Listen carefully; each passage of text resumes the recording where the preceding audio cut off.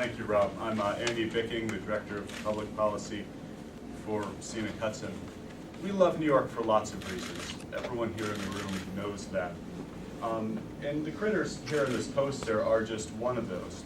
But there's more to the picture here. There's more than the fuzzy animals and the things that all make our hearts go pitter-patter. And that's people, and that's money.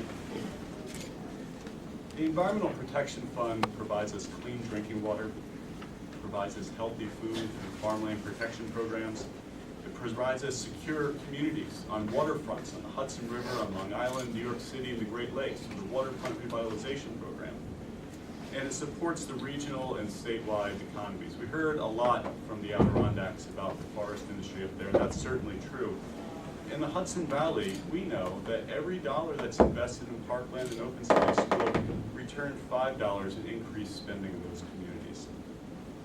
I don't think the beaver read that, but Governor Patterson should be aware of that fact. I don't think that the state bird, the bluebird, is aware that employment and tourism figures for the Hudson Valley alone are about $4.7 billion in annual spending. $4.7 billion.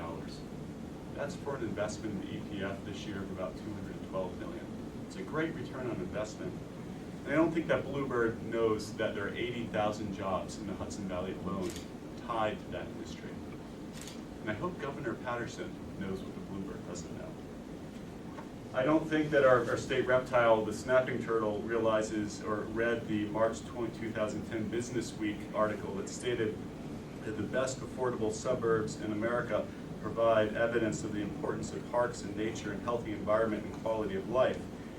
This magazine article looked at a variety of factors, including the environment, and found that 9 out of 10 of the top communities and suburbs around the entire country boasted open space and nature and access to those resources.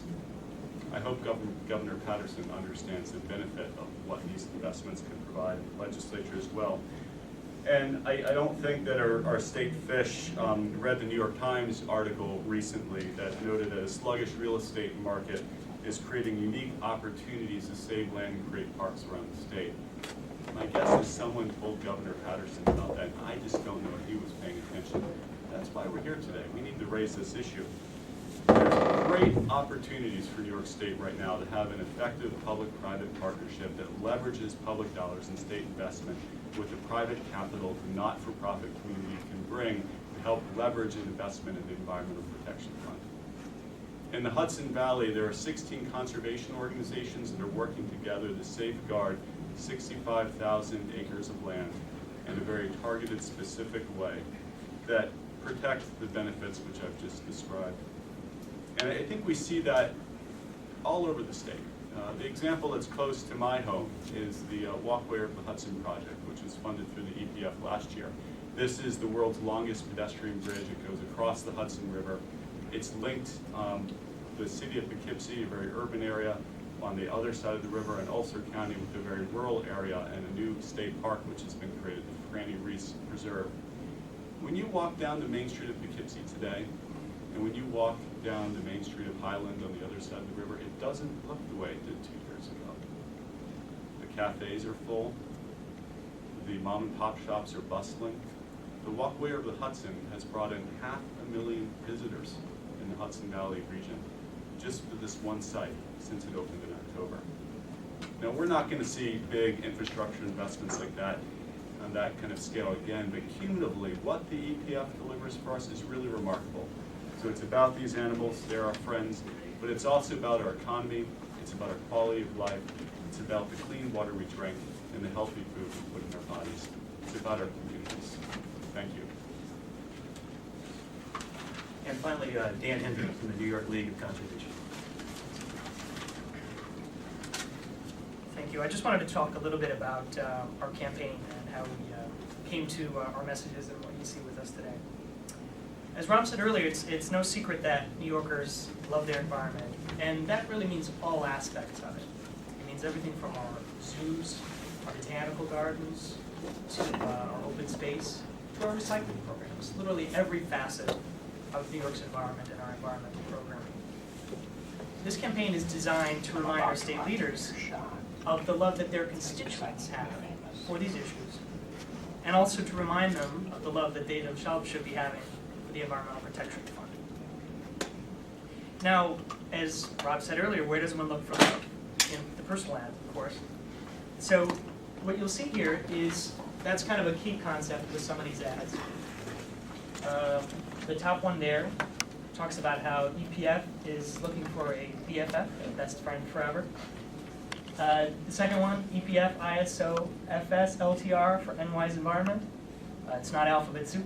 We're looking for a financially stable long-term relationship for New York's environment. WLTM NYS legislator for LTR with EPF. Anyway, you get the message here. This is a great campaign, and that's appearing. The great thing here is this is going to be appearing on blogs right now. This is already up on some of the major ones that we all know and read a lot. Capital Confidential and Liz Benjamin, for example. It's also going to be appearing in personal ads in newspapers around the state. We're talking big newspapers like the New York Post, the New York Observer, the Times Union, so and Craigslist, which I understand has already got some interesting responses. And finally, the coup de grace is our billboard, which is right up here on the wall, which projects the same ads that you'll see over there. And just for your information, the billboard is on 787 between Empire State Plaza and the I-90 interchange. And it goes through 3 cycles, so it'll go through the cycles, or the 4 cycles that you'll be seeing there. This is just the first round of this campaign. There's actually more that are going to be coming up starting today. And that's the whole thing about this campaign, is it's really designed to have a lot of flexibility. We're going to be targeting areas where we know that legislators should be paying more attention to these issues. So you're going to be seeing sometimes ads that reflect a very local message. You'll also be seeing thank yous from us.